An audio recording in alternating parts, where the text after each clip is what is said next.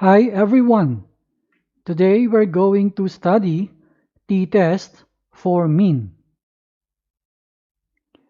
Let us define t-test. The t-test is also a statistical test for mean of a population. It is used to test the hypothesis when these three conditions are satisfied. Number 1, sigma is unknown. Sigma here is the population standard deviation. Next, n, or the sample size, must be less than 30. And the third, the population must be approximately normally distributed. The formula for t-test is t equals x bar minus mu all over s divided by the square root of n. In here, x bar is the sample mean. Mu is the population mean. S equals sample standard deviation. And the n is the sample size. Please note that as the sample size increases, the t distribution approaches the z distribution. In getting the critical value in the t distribution table, degrees of freedom or df must be computed. The degrees of freedom tell the researcher which specific curve to use when a distribution consists of a family of curves. It is related to sample size n. The formula for degree of freedom is df equals n minus 1.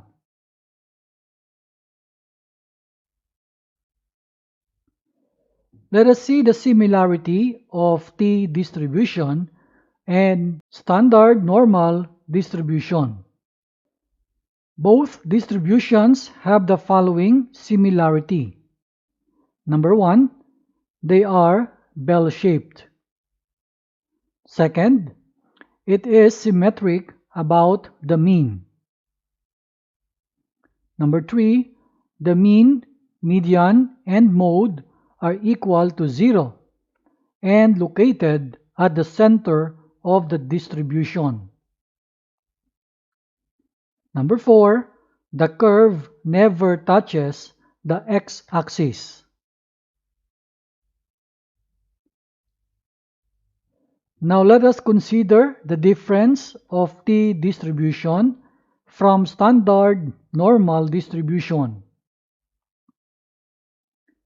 Number 1, the variance of t distribution is greater than 1. We know that in standard normal distribution, the variance is equal to 1. Second, the t distribution is a family of curves based on the degree of freedom or df, which is a number related to sample size.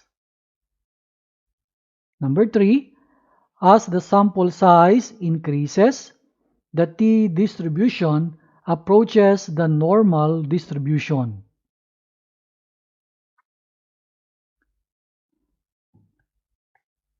Let us see how to find the critical value in a t distribution table. Let us see this example. Find the critical t value for alpha equals 0.05 with degree of freedom equals 16 for a right-tailed t-test. This is a glimpse of the t distribution table. The first column here is for the degrees of freedom. And on top are two columns, where the first column corresponds to a one-tailed test, and the second column for two-tailed tests respectively.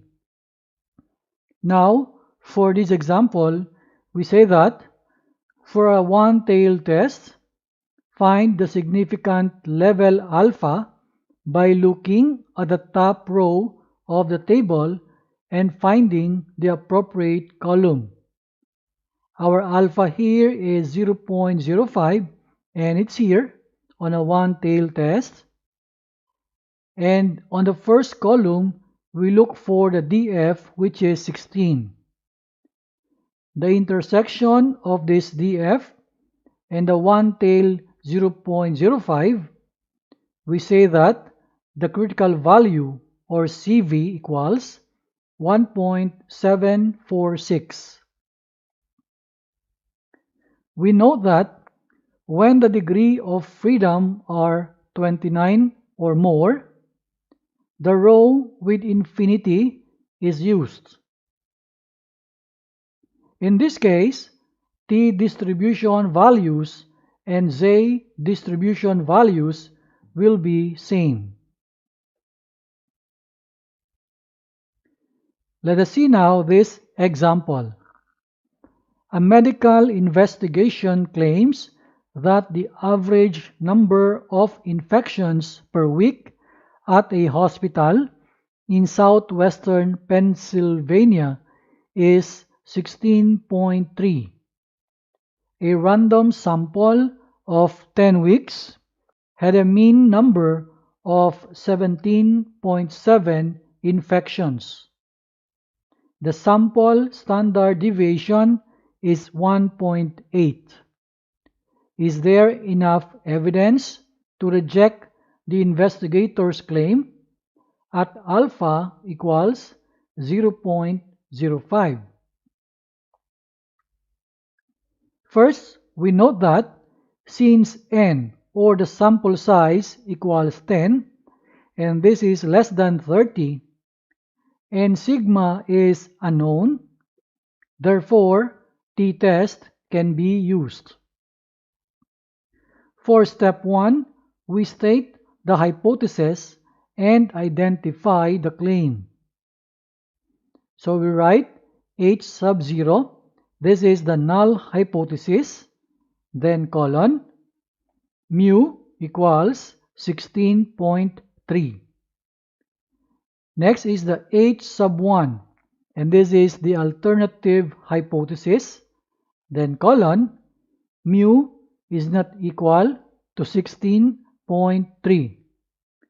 We use here not equal sign because in the problem there is no word about increasing or decreasing terms.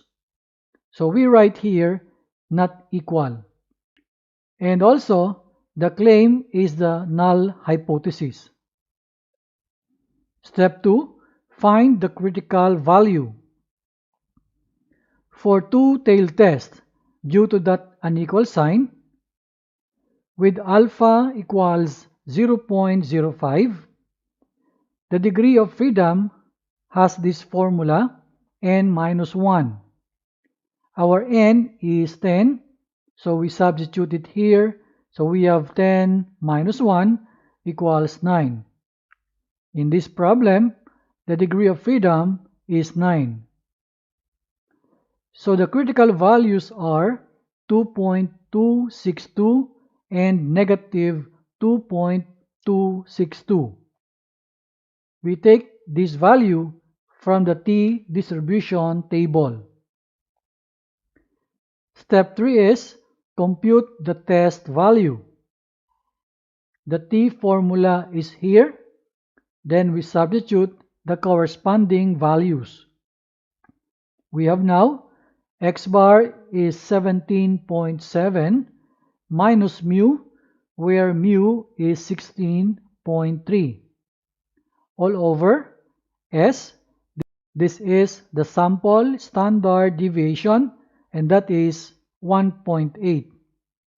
divided by the square root of n, and this n is 10. Simplifying further, the numerator becomes 1.4 over the denominator that is simplified into 0.56921. Getting the quotient here, we have 2.46. Now for step 4, we will make the decision.